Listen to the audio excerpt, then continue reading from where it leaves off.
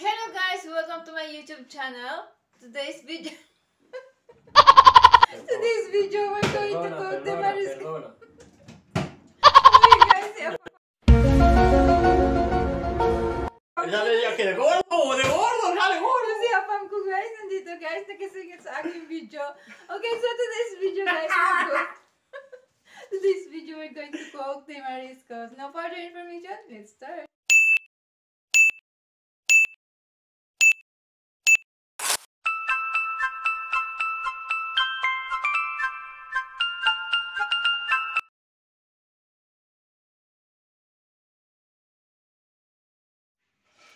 Ito na yung ating mga ingredientes para sa ating gagawing mariscos. Meron tayong dalawang merluza, meron tayong anillas, gambon. Bakit ito ay magkasama-sama sila? Dahil ito sila ang una nating pakukuluan. Ito naman, saka yung mejillones. Ito naman sila ay lalagay natin sila at the end. Sibuyas, ahos, bay leaves, cubes, carrots, salt, pimenton, romero, cooking oil, pimienta, and cominos, and water. Yung cominos, normally, hindi naglalagay ng cominos. Pero para sa akin kasi, yung cominos kasi, pampatanggal siya ng lansa ng isda. Okay, so no further information. Let's start. Ang una nating gagawin is, ilagay natin yung merluza sa sardine. Ayan. Lahat yan sila ay magkakasabay. Okay? And then, lagay natin yung tubig, 1,000 ml na water.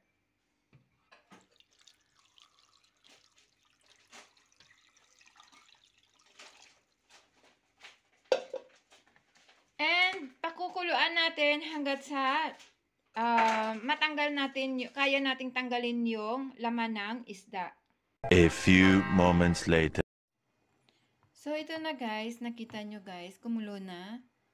Ayan, hindi siya kulong-kulo, pero kumulo na siya na pwede na natin pwede na natin tanggalan yung isda ng laman. Okay, so ngayon ang gagawin natin, strainer natin. Ngayon, i-off na natin yung fire natin at strainer natin yung ating pinakuluan.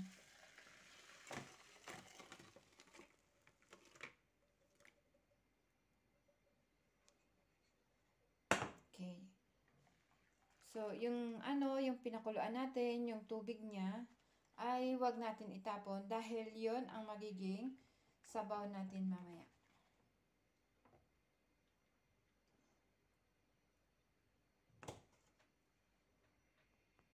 Kuha tayo ng isang plain plates guys, at saka yung isda, lagay natin dito at tanggalin natin yung mga laman niya.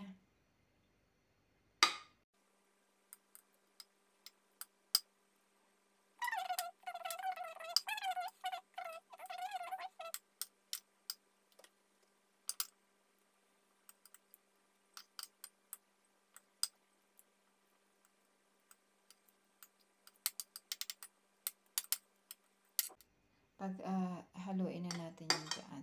Pero, alam nyo guys, ang ginagawa ko, yung anillas, kinakat ko siya ng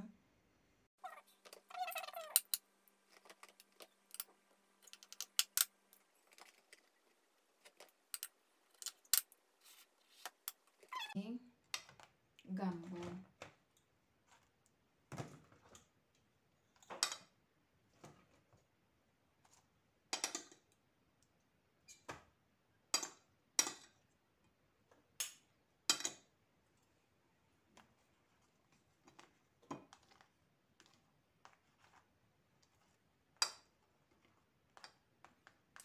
So, yung gambon natin, ganun din. Tanggalin natin yung balat. At itapon natin yung ulo. Anyway, sa atin sa Pilipinas, kinakain natin yan.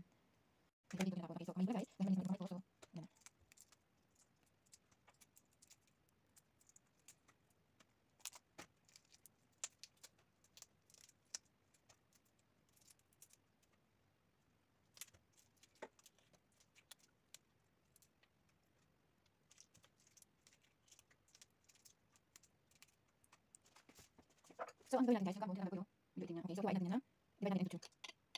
Okay, so ayan, kasama na yan sila. And we're going to start the isa. Maglagay tayo ng mantika.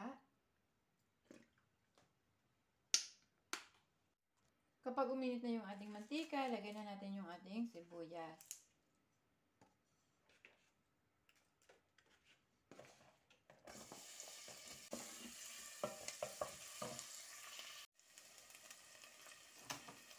Now naman guys, sunod natin yung ahos.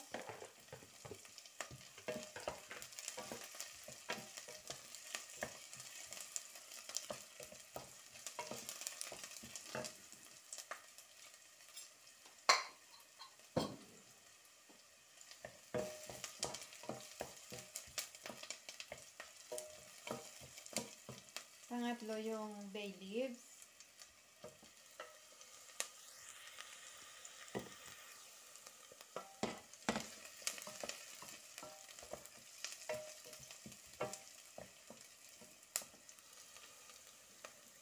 Ayan guys. Okay.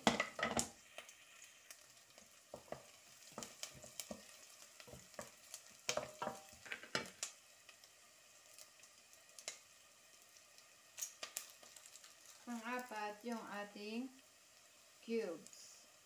Bakit yung cubes ay inuuna kisa sa carrots or sa ibang mga ingredients? Bakit sinusunod yung ano? Okay guys, so ngayon guys, ilagay na natin yung almihas at saka yung mejillones.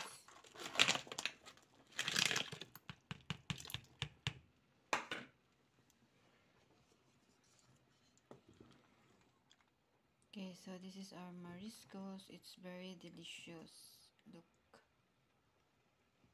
Okay, so guys, tinikman natin. Kulang siya ng asin, kaya maglagay tayo ng asin. Konting asin. Okay. So, okay, try. Ngayon, patikman natin kay Afam yung ating linuto. Tingnan natin kung ano ang masabi niya.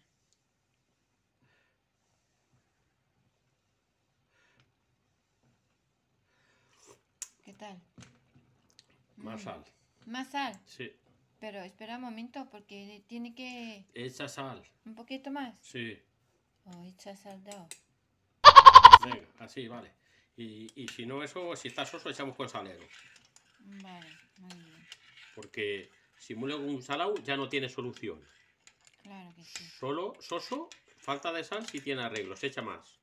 Vale. Pero si sale salado, ya no tiene solución. ¿Pero qué tal? Pero yo nunca he visto sopa de marisco con patata, con zanahoria. Nunca. Sí, tiene. ¿Pero qué tal? Está muy rico. Sí, está rico.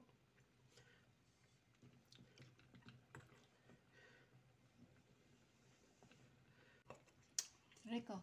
Sí. Ya está.